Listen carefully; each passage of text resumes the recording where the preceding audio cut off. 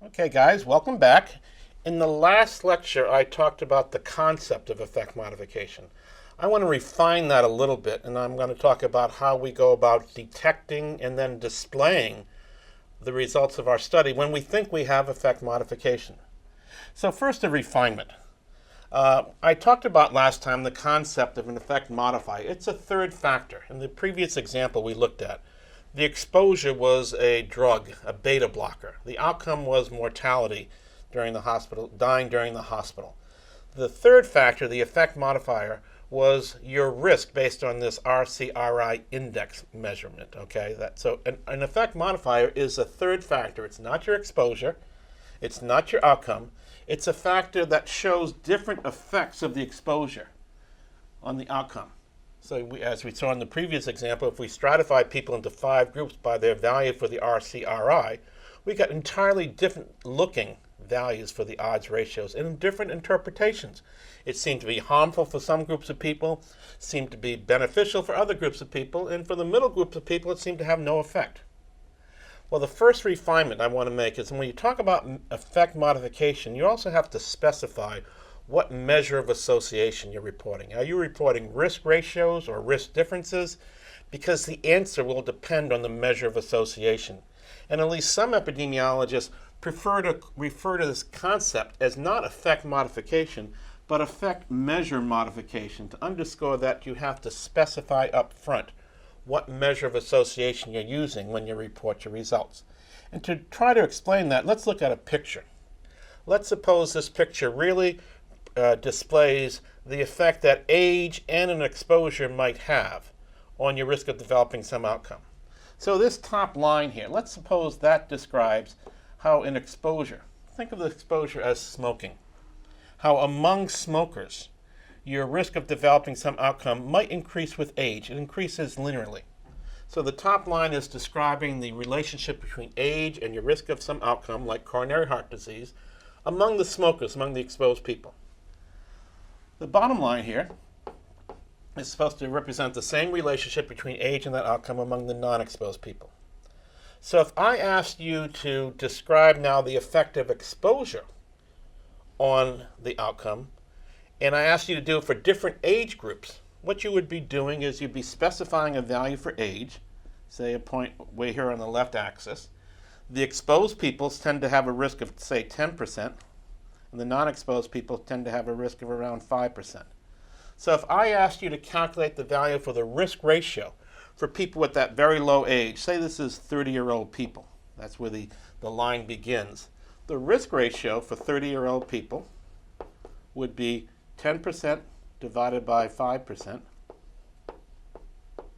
or 2.0. If I asked you to calculate a risk difference, it would be 10% minus 5%, which is 5 percentage points, 0.05. That's for the younger people. Now let's suppose I ask you to do it for older people. Just looking at the older people in your data set, let's pick a point out here. Let's suppose that is 60-year-old people. The 60-year-old exposed people, their risk is that represented by that point on the top line. The non-exposed people are represented by their point on the bottom line. Let's suppose the top line corresponds to a risk of about 20%. The bottom line is a risk of around 15%. If I asked you to calculate the value for the risk ratio, now among the 60-year-olds, it would be 20% over 15%. 20% over 15% is what, like 1.3 or something like that. It's 4 over 3, 1.33. Different than we had for the younger people. It looks like age is modifying your value for the risk ratio. Among young people, the exposure, say smoking, has doubled your risk. Among older people, it increases it not twofold by a factor of 1.33. But now let's look at the risk difference among the old people. It's going to be 20% minus 15%, which is a difference of 0.05, which is exactly the same as we had for younger people. So if I'm reporting risk differences, I'm going to say age is not an effect modifier. I'm getting the same value. So the conclusions would be I have no evidence of effect modification by age if I'm reporting risk differences, But I do have evidence of effect modification by age. I'm getting different answers if I'm reporting the risk ratios. And that's why it's important. If you're going to declare something as an effect modifier, you tell your reader what measure of association you're using, because the answer might depend on the measure you use. Okay, that's the refinement I wanted to make. Now let me talk about a couple of other issues surrounding effect modification. How do you detect it? Well, in the previous example, from the previous lecture, that New England Journal article, what did we do? We stratified our data. We had almost 7,000 people. We broke them into 5 subgroups according to their value for that RCRI, that risk index. Okay, and we saw that the odds ratios changed. So we detected in that example by looking at the results from straight and specific analyses. We saw an odds ratio close to 1.5 for people who had a risk value of 0, and close to 1/2 for those who had risk values bigger than 4, or 4 or bigger. Well, the first point I want to make is when we're trying to detect effect modification, mathematically it might sound simple. I'm just stratifying and seeing if I get the same values for the odds ratios in different strata. But really it's much more subtle than that. I think it's difficult to detect effect modification when you have data. And why is it? Because I go back to the very first lectures I gave. We've said this a few times. We epidemiologists are like Sherlock Holmes. We find an association in a data set. And before we can conclude what that association means, and before we conclude that really means truth, we have to rule out alternative explanations. We have to make sure that the reason for that association is not due to bias, or not due to confounding, or not due to statistical chance. That holds true when you have effect modification also. You might do a stratified analysis like we did in that New England Journal article. You might report different odds ratios for different strata. But does that mean we have effect modification? Or is it just reflecting some bias in the design of our study that was more dominant in one group of people than another, that gave us a wrong answer for one group of people? And that's why the answers look different, because one of the answers is wrong when one of the subgroups it's biased. Or could it be that we have confounding factors? The answers look different in different subgroups because those answers are confounded, they're wrong by other factors, and if you control for those confounders, suddenly the answers look the same. Or could it be that just by chance alone, we talked about this and Marcello has been talking more about it, that I might find an association in a subgroup of people, but that association is definitely due to the sampling implications of people who ended up in that subgroup. Well, all three are reasonable explanations for why we might see in our data set something that looks like an effect modifier, but really is not an effect modifier. And we as epidemiologists have to exclude each of these 3 alternative explanations before we can conclude that what we're looking at is true effect modification. Well, even beyond that, I think you need some sort of a clinical or biological reason for looking for effect modification, an argument. If you look at enough ways to stratify your data set in many, many different ways, sooner or later you're going to find a stratification pattern that gives you different results that look like effect modification by chance alone. So really what we need to do is have some justification for even examining whether this exposure might have different results in different groups of people. And that basically means when you're designing your study up front, you say, I'm going to go look for certain subgroups to see if they have different effects. So if I find them in my data set, no one can accuse me of fishing, looking at lots and lots of different subgroups, lots and lots of different ways to stratify your people. And just by chance alone, you found one that looks different. We have to have some reason to argue that what we're finding in our data set really does look like effect modification. And that argument has to be based on things beyond the data, based on prior knowledge, either from previous studies or from basic science studies or from clinical experience. So that's the first point I want to make, is that it's sometimes difficult to detect effect modification because there are these other reasons why you might find something that looks like effect modification in your data set. And you have to tease out truth from these alternative reasons you might find something that looks like effect modification. Let me talk more about one of those alternatives, the possibility of chance being the reason you're seeing different results in different groups of people. And that's why it's important that you not only report measures of associations for each of your subgroups and show the reader that they look different or look the same, but you go a step further to try to quantify the role of chance. Well, let me go back a minute to the slides from the previous talk where I showed you the results from that study. I showed you that the odds ratios look very different from one another. In the very low risk groups, it seems like beta blockers might be harmful. In the middle risk groups, it seems like beta blockers have no effect whatsoever. In the high risk groups, beta blockers look protective. It looks like effect modification.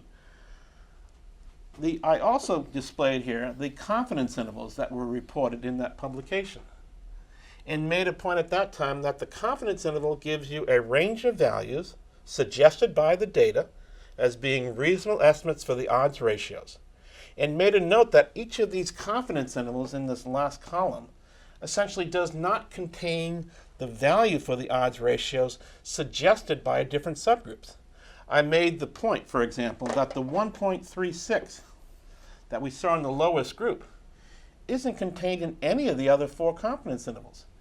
The 1.36 odds ratio for the very low risk group seems to give me a number that's not supported by any of the other confidence intervals for any of the other 4 groups.